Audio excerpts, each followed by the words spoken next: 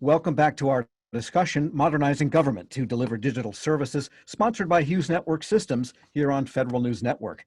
My guest today is Tony Bardo, the Assistant Vice President of Government Solutions at Hughes Network Systems. I'm Tom Temin. And Tony, we've covered a lot of ground, moving to the SD-WAN managed service model for transforming your agency's networks and applications and delivery under the EIS contract, and that capacity is available to agencies. I guess the question is those that have not done their task orders yet, have not really there for EIS, and it's late, and they don't have a lot of time before the old contracts run out. What should they be doing? How do you begin this process of planning, not just for bandwidth, but for transformation? Tom, for those who haven't issued their RFPs, their fair opportunities yet, I have a very interesting answer, because I think these opportunities over time, they're over-designed, they're over-engineered. Let me tell you how many T1s I need at this location. Let me tell you how many T1s I need throughout the network. And the modern way of acquiring these services, the transformative way of acquiring these services, is for an agency, a commercial customer, a large enterprise with multiple locations, is to say, here are my locations. Here are my bandwidth needs. Here are my SLAs. Here's how I want you to perform managing this network. And it's almost a blank canvas. Industry, you decide a design and a network configuration architecture for my agency, my organization.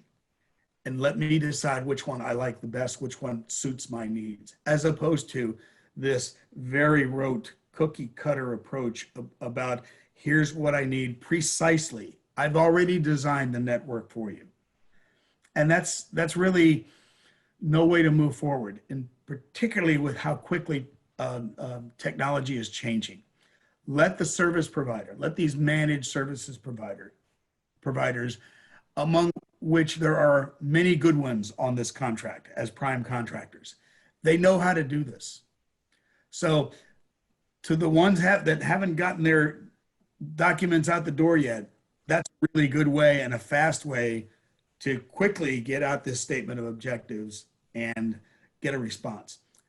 For those people who have issued the RFPs and they ask for like, and they haven't modified them yet, my recommendation is not quite start over, but put the brakes on, assess honestly that you've asked for some really, really old stuff and an older way of doing things, and see where you can modify the RFP. Start at the edge. Start using broadband and asking for broadband and these services at the very edge of the network. Those are where you can get the quick synergies.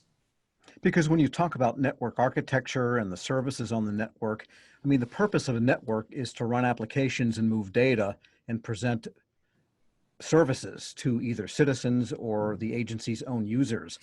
So I guess one of the things that the agencies need to fold into this for the managed service providers to consider is the application environment and the application awareness that the network will eventually have. No question, no question. And that's why this set of services is the right way to go for this time. All right. And so what's your best outlook for how agencies are at this point? I mean, we do know that about a third of the available task orders, I think, are operationalized. I mean, there's a long way to go on EIS. What are some of the deadlines and planning cycles, and what should people be doing right now?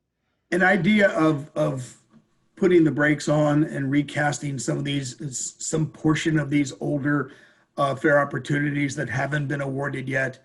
You could make a bad decision. You could make a decision of somebody who can do the network the old way and might not be best suited for your needs for the future. So putting on the brakes might mean extending the deadlines. And nobody's going to be really happy with that in the short term. But I think in the long term, when they get the networks that they want and can move forward with and grow with, I think they'll be happier in the end. So I think, I might be suggesting a slower timetable than anybody has the appetite for. But I think it's food for thought. See where you can change and adapt. Because this is something you're going to live with, presumably, for quite some time. The next And 12 to 13 years. yeah, right.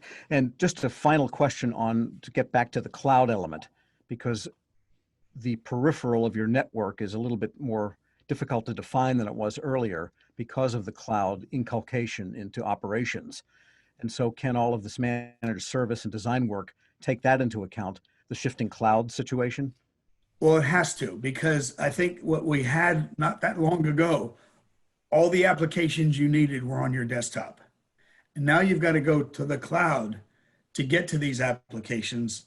You need more bandwidth just to do that. Never mind the increasing workload that you already had, the increasing bandwidth hunger and thirst that people had for more bandwidth.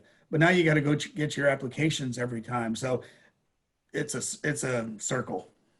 All right. So I guess the word is hurry up, but do it right anyway, right? Exactly right. All right. Tony Bardo is the Assistant Vice President of Government Solutions at Hughes Network Systems. I'm your moderator, Tom Temin. You're listening to Federal News Network. For more on this discussion, visit federalnewsnetwork.com and search Hughes.